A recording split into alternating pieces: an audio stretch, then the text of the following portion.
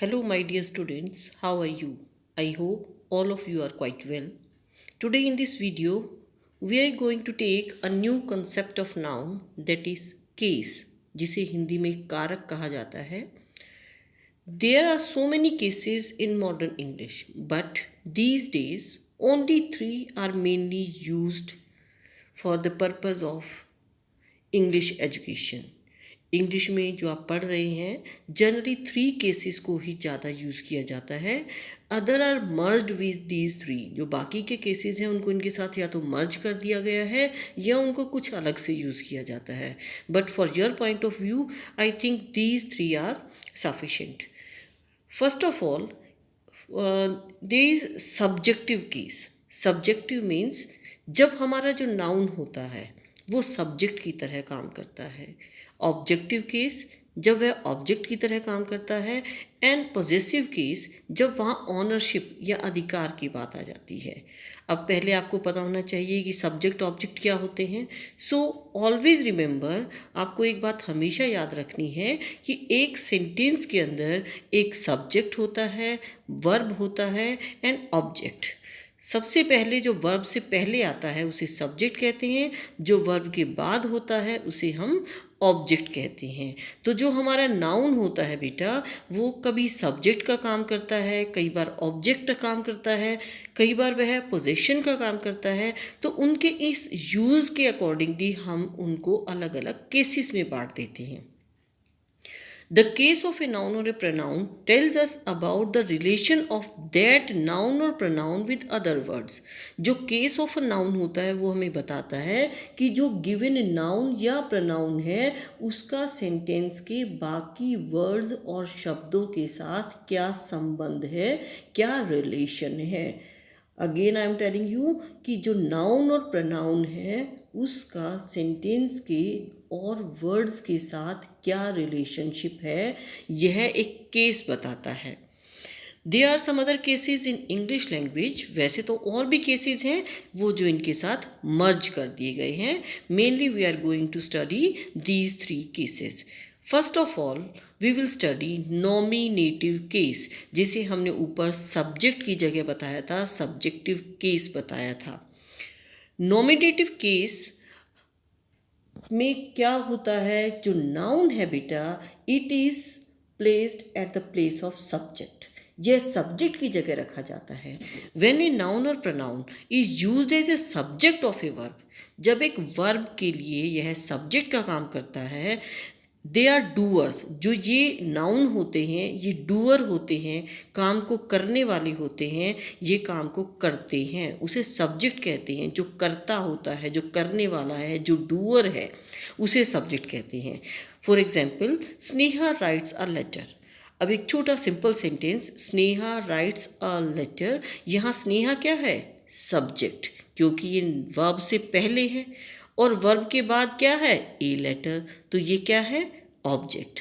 Always remember subject comes before the verb and object comes after the verb. तो यहाँ हमारी verb है right.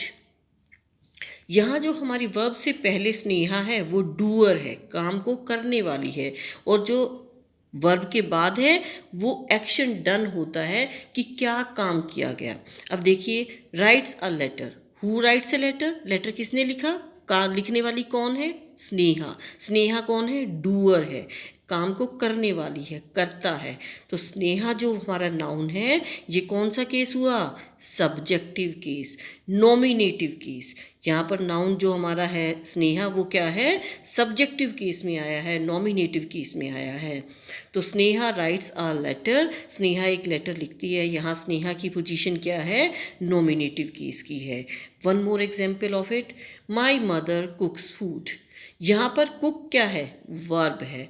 In our next videos I will tell you about verbs. आपको verb के बारे में भी एक अलग से वीडियो मिलेगी. But at this stage you should know which one is subject, which one is object and which word is verb. My mother cooks food, you should know that cook is verb, क्रिया है ये. And food क्या बन रहा है, खाना, वो object है. लेकिन कौन बना रहा है, who, my mother. My mother cooks food, तो यहाँ डूअर बनाने वाला कौन है? मदर। तो यहाँ मदर क्या है? नॉमिनेटिव केस है, सब्जेक्टिव केस है। Second one is accusative case, objective case. When a noun is used as an object of a verb, जब किसी वर्ब का ऑब्जेक्ट वाली जगह पर कोई नाउन आता है, it stands for work done. और ये क्या दिखाता है कि क्या वर्क हुआ है, क्या एक्शन हुआ है, क्या काम हुआ है। राहुल बॉट अ बुक, जैसे पहले हमने वर्ब के साथ हु लगाया था, कौन। अब यहाँ हम वर्ब के साथ लगाएंगे व्हाट, क्या हुआ। राहुल बॉट, राहुल ने खरीदा, क्या खरीदा? A book. तो जो बुक क्या है? एक्यूजेटिव केस या ऑब्जेक्टिव केस कहते हैं बेटा इसे। तो जहाँ बुक की पोजीशन, जो बुक नाउन है, कॉमन नाउन है, तो यहाँ बुक की पोजीशन क्या है? Accusative case, objective case. Always remember कि हाँ, यहाँ वर्ब के साथ वट लगाएंगे तो हमारा जवाब आंसर मिल जाएगा। Now next one is Rahul gave me a pen. अब आप यहाँ देखेंगे कि यहाँ तो ऑब्जेक्ट दो हैं। राहुल क्या है? सब्जेक्ट। गिव क्या है? वर्ब। अब इसके बाद गिव मी, मुझे दिया, तो ये भी ऑब्जेक्ट है कि किसको दिया? मुझे दिया। क्या दिया? पेन दिया, ये भी ऑब्जेक्ट है। अब यहाँ दो ऑब्जेक्ट है, एक बताता है व्हाट, क्या दिया? ए पेन। दूसरा क्या है? हुम, किसने, किसको दिया? मी, मुझे दिया। तो ये इनडायरेक्ट ऑब्जेक्ट है। डायरेक्ट ऑब्जेक्ट जो होता है वो हमेशा नॉन लिविंग थिंग होता है, इसे ऑब्जेक्टिव केस कहते हैं। क्या कहते हैं? जिसे हम पढ़ रहे हैं ना, ऑब्जेक्टिव केस, एक्यूजिटिव केस, ये वही है। लेकिन अगर हुम आ जाता है कि किसको दिया, जो इनडायरेक्ट ऑब्जेक्ट है हमारा, तो बेटा हम इसे डेटिव केस भी कहते हैं। लेकिन आजकल क्योंकि मैंने कहा है कुछ केसेस मर्ज हो गए हैं, तो एक ही केस के अंडर इनको डाल दिया गया है, चाहे वो ऑब्जेक्टिव है या डेटिव केस है। Rahul gave me a pen एक डायरेक्ट ऑब्जेक्ट है, एक इनडायरेक्ट ऑब्जेक्ट है। डायरेक्ट ऑब्जेक्ट वट का जवाब देता है, जबकि इनडायरेक्ट ऑब्जेक्ट हमेशा हु का रिस्पॉन्स देता है। Now third one is possessive case, इसे जेनेटिव केस भी कहते हैं। पोजेसिव केस जो होता है ये हमेशा ऑनरशिप दिखाता है। क्या दिखाता है? अधिकार दिखाता है। It is use to establish relation between two nouns, और हमेशा ये दो नाउन के बीच में एक रिलेशन दिखाता है, एक रिश्ता दिखाता है। अपोस्ट्रॉफी, ये जो साइन बनाया हुआ बेटा, इसको ध्यान से देखो, इसे अपोस्ट्रॉफी कहते हैं। Apostrophe is used to show relation, और इस रिलेशन को दिखाने के लिए हमेशा अपोस्ट्रॉफी यूज़ किया जाता है। रीमाज बुक इज़ इंटरेस्टिंग, यहाँ देखो रीमा के बाद अपोस्ट्रॉफी एस लगाया है। इट मीन्स ये ऑनरशिप दिखाती है। बुक की ऑनर कौन है?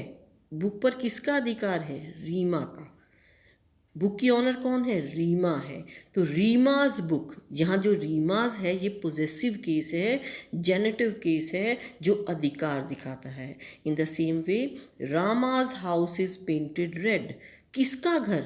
रामा का घर, Rama's house. In the same way हम ऐसे भी कह सकते हैं book of Reema, house of Rama. Of के लिए स्टैंड करता है जो अपोस्ट्रोफी होता है बेटा, apostrophe stands for of.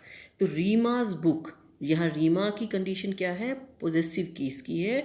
And Rama's house, ये भी पोजेसिव केस को दिखाता है।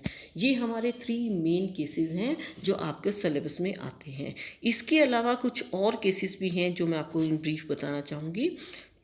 वोकेटिव केस, वोकेटिव केस कौन सा केस होता है? व्हेन ए नाउन और pronoun is used to address a person, जब किसी नाउन या प्रोनाउन को सीधा हम किसी को एड्रेस करने के लिए, बुलाने के लिए, संबोधित करने के लिए यूज़ करते हैं, तो वो वोकेटिव केस हो जाता है। जैसे हम कहते हैं boy come here, Sneha go there, हम डायरेक्ट उनको कॉल कर रहे हैं। अब जब डायरेक्ट कॉल कर रहे हैं, एड्रेस कर रहे हैं, तो वो वोकेटिव केस में आ जाते हैं। Raghav help your friends. Now next one is apposition case. Apposition case when two nouns are used for a single person at the same time. एक ही समय पर दो nouns का इकट्ठा यूज़ किया जाता है एक ही इंसान के लिए, एक ही ह्यूमन बीइंग के लिए, तो ऐसी कंडीशन में उसे हम एपोजिशन केस कहते हैं। जैसे निर्वाण माई नेफ्यू, निर्वाण भी वही है, मेरा नेफ्यू भी वही है, इज़ अ गुड बॉय। तो यहाँ पर निर्वाण माई नेफ्यू दोनों दो अलग अलग नाउन है। Nirvan proper noun, nephew common noun, और दोनों स्टैंड करते हैं एक सिंगल पर्सन के लिए, and they show that he is a good boy. Dative case is now merged with, याद रखना है बेटा, ये मैंने ऊपर भी बताया था कि जो डेटिव केस है उसको ऑब्जेक्टिव केस के साथ मर्ज कर दिया गया है, and vocative case is merged with nominative case. अब ये अलग अलग से नहीं यूज़ किए जाते, पढ़ाए जाते, अब ये इन सब का एक पार्ट बन गए हैं। I hope all of you have understood it. It is a bit difficult for you, but if you listen it twice or thrice, then I hope you will be able to understand all these things. Thank you. Have a nice day.